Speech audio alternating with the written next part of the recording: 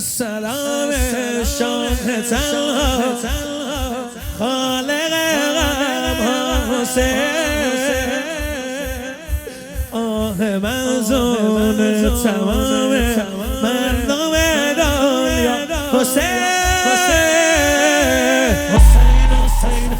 حسین حسین حسین حسین شاه عزیز ای بالانشین از بالای لنزم مرا ببین ای امیر مهر و ماه و زمین